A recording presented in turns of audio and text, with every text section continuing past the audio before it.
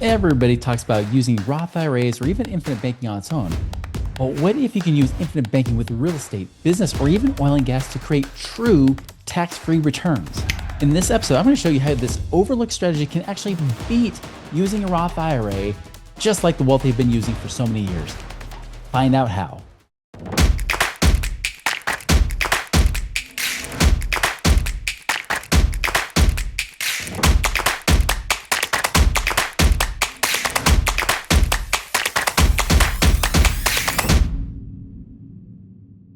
Hello, my fellow Ripplers. This is Chris Miles, your cash flow expert and anti-financial advisor. This show is for you if you want your money to start working harder than you do. You want your money to start working harder so that you become work optional, where you have enough passive income to work because you want to, not because you have to.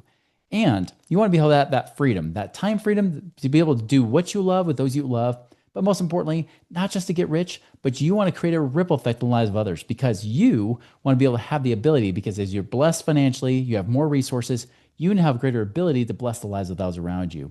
Thank you for allowing me to create that ripple effect through you. You've been binging and sharing these episodes, and I especially appreciate you. Special shout out to our team. I know we don't mention them, but if it weren't for my team, this stuff wouldn't get out here like it is. So thank you so much for my team. A special shout out to you and everybody else. If you appreciate these episodes, let us know in the comments, and leave us a review. Tell us if this is valuable. And hey, if you don't feel it's valuable enough, give us a comment and say, here's what I do want to hear you talk about. So please let us know how we can best serve you.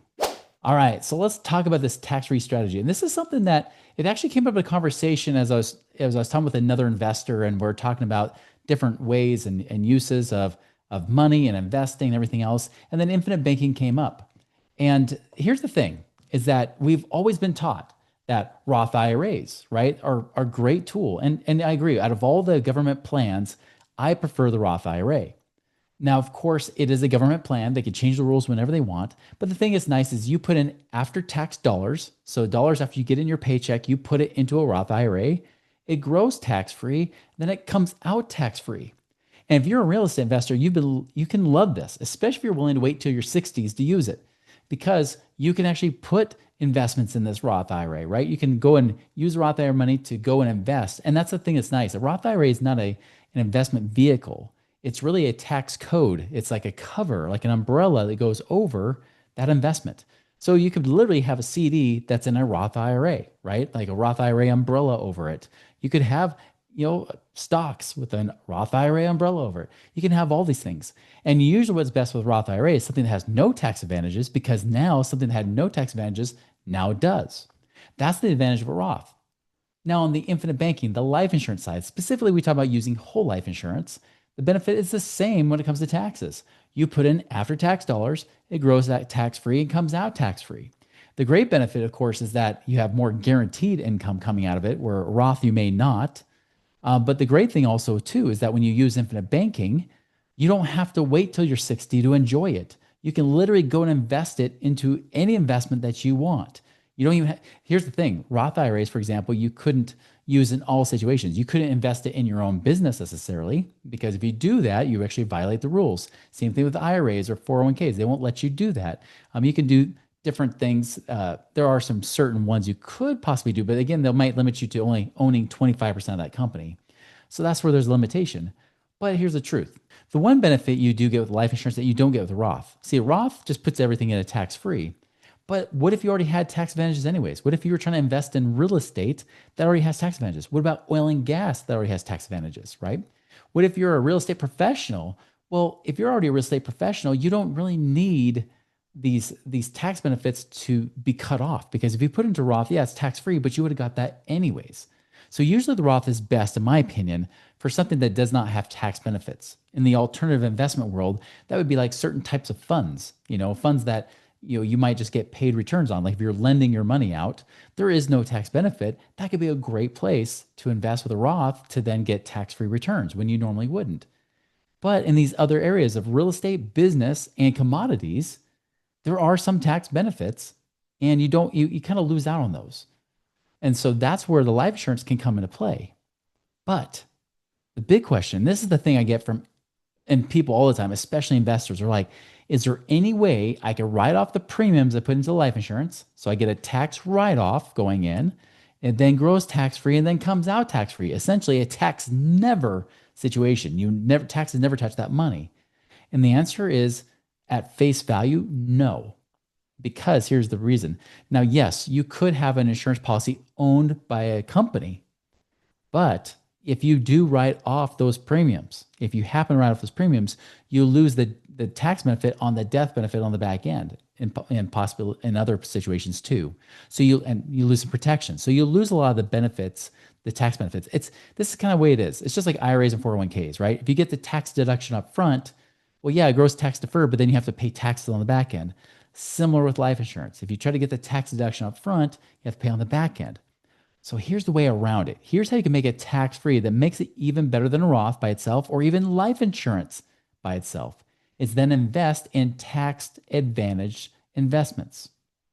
So for example, now granted, I can't just write off my insurance premium and then also get tax-free benefits on the back end.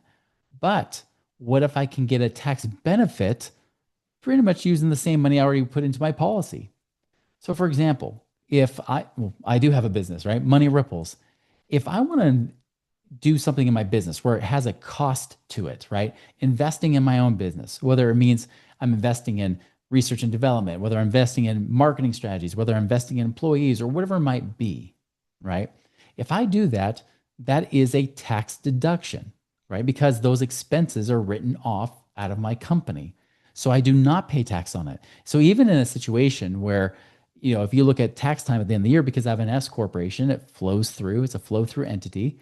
And whatever profits are there, I get taxed on that. But remember, if I write off as a business expense, I don't get income tax on that money. This is how so many business owners, and those of you who are business owners get it. This is why so many of us business owners get great tax advantages, because we're writing off so many things that we could be paying for even personally. So what if I use my insurance policy, right? I'm funding it with after-tax dollars, so I don't get the tax benefit there. But in the same tax calendar year, I then say I put in $20,000 in my policy, and let's just say it has $20,000 by that point. Again, I get the upfront cost, everything, but go with me on this. But that $20,000 I then use to go invest towards this podcast, right? To build and grow this podcast. Well, now I get a tax deduction for using this as a business expense. Now, remember, I still use the money for my life insurance. That money's still in there, by the way. I might borrow against it to then get tax-free to be able to use that money and create returns off of that money. But again, that money is, even though I'm being charged interest, I'm still earning tax-free returns on that money. So now, even though it's not inside of it, that's the one thing life insurance you can't do. You can't put investments inside the life insurance. The life insurance really acts like a savings account that you could withdraw from, or you get a line of credit against it from an insurance company or from a bank. That's the best ways you can do it. You cannot just go throw it in there like a typical IRA or Roth. That's where there's a benefit of the Roth, right? So, but you do get to withdraw the money and use it for whatever you want. So if I use it for business purposes, which I couldn't do with my Roth IRA, now, of course, I'm getting a business deduction, right? Or an income deduction ultimately at the end of the day. But remember, the money I also deposit into my life insurance, even though it got used for business purposes, is also growing tax-free. And then when I access it later on, I can pull that out tax-free, tax never situation. Business would be the easiest one to do this in, because again, business typically, now if you're just using to blow money at a baseball game, they give you some limits of what you can write off, right? But if it's used for legitimate business purposes, that's a write-off. That can become a tax never situation. Now, let's look at this other situation too. What if, of course, I do this with real estate? Now, the one way this works with real estate is if, even though there could be some exceptions a little bit, but if I'm a real estate professional, so this is somebody who's either a professional real estate investor, maybe they do wholesaling or flipping, or you have enough rentals or other types of real estate, could even be short-term rentals, whatever it might be, to where you're able to claim that real estate professional status. That's typically about 15 hours a week on average, or about 750 hours a year or so. And so if you have enough hours to be able to claim as a real estate professional, you can now show a business loss, right? Because now you go from just a passive investor to now more of a professional real estate investor. And now you get to start showing losses. So what if you do go buy properties where now you can do bonus depreciation, you can do all those kind of things to get those additional tax benefits, where really the income you're getting from that property, you're essentially receiving that not just tax-free, but you might even be able to show a net loss that again, once again, can be written off on your active income. If you've been following this podcast, you're probably looking for great ways to create passive income right now, right? Well, we got you covered here with Central Lending. Central Lending specializes in alternative investments that actually are designed to create steady returns and long-term financial security for you and your family. Now, they prioritize transparency. They love, building those strong relationships, giving you that confidence and peace of mind, knowing that you have your money working harder for you, so you don't have to work so hard for that money. You want to learn more how to do that? Go to centrallending.com and check out what they've got today to create your passive income and wealth creation right now. This is why a lot of times we get couples, we even try to explore the opportunity. Could one of the two of you, especially the person that maybe is less employed, could they become a real estate professional to offset the active income you're getting from your job? Because if you're making, say, $200,000 a year from your job, but you can show $50,000 a year of real estate losses because of depreciation and things like that, guess what? Now that becomes $150,000 net income, reducing your tax burden that much more, right? For some of you guys, I could save you tens of thousands a year right there. So that's one strategy you could be using if you're a real estate professional. Now, if you're already an active investor, you're already doing this kind of stuff because you have businesses, same thing, business expense, right? But you also get some additional benefit if you're using this for investing, even in real estate. The third one is with energy, specifically like oil and gas. Now, most normal oil and gas, you get a little bit of tax benefit, but not 100%. But if you go into type of investments that are like working interest, right, where you're really investing the speculation and the drilling and more of the business aspect there, when you do that, often you'll get, depending on the organization or group you're working through, could be at least a 75-80% deduction of that investment. So if you invest $100,000 into this working interest oil investment, what happens now is that the $100,000, $80,000 becomes a write-off on your income taxes. What if you were already using that money to go into your infinite banking? Then you use that money to then fund. You could just use a savings account, and yeah, you still get the tax deduction. But remember, if you can use that money from the life insurance policy to then go and invest into that oil and gas deal, and let's just say that starts kicking off a 10% return. Could be more or less, but let's just use 10%. Well, now it's starting to kick off that $10,000 a year that can go back into your policy to start paying down the line of credit, which of course just builds up more available cash to use and reinvest and create velocity of money anyways. But the great thing is that when you have that money in cash going back in, that cash value you can access can also be pulled out as tax-free income, and you do not have to wait till you're 59 and a half years old. That's the benefit. So you can actually retire early. With Roth IRAs, they don't really give you that benefit. They still make you wait till you're 59 and a half, which means you pretty much have to wait till your 60s to enjoy it. But I get so many people that are active real estate investors that say, yeah, I'll keep investing. I'll keep doing my business for a while. Maybe they will, maybe they won't. Again, priorities can change. I noticed that my priorities and my vision of what I see for my life does shift and change over time. Granted, I'm not retiring anytime soon, but we never know if circumstances of life could change where you might want to be in that situation. Again, it's about becoming work optional, right? Where you work because you want to, not because you have to. But if you're in a Roth IRA, you might feel like you're forced to have to stay in longer because you're in that. Where with life insurance, I don't have that age restriction. I can start working on that whenever I want. Man, I wish I understood this in my 20s. Imagine if you're in your 20s, and maybe some of you are listening to this, you're in your 20s right now, then please listen to us, for those of us that are, in my case, almost 50. But if I were in my 20s, understanding this, that, wait a minute, not only can I grow my money tax-free and pull it out tax-free for my insurance, but now I can invest in other things that have tax benefits too, like business, real estate, oil and gas. And then I start doing that. Now I get a situation where I'm getting tax advantages all over the place. I keep more of my money, which allows me to grow and accumulate my wealth faster. That is the benefit right there. You got nothing else from this. Just realizing that, wait a minute, I could have potentially a tax never situation with the cash that I'm using to invest. Yes, that is possible. Even if you're a business owner, even if you're not doing real estate investing, but you're just saying, I want to be more efficient with my taxes as a business owner.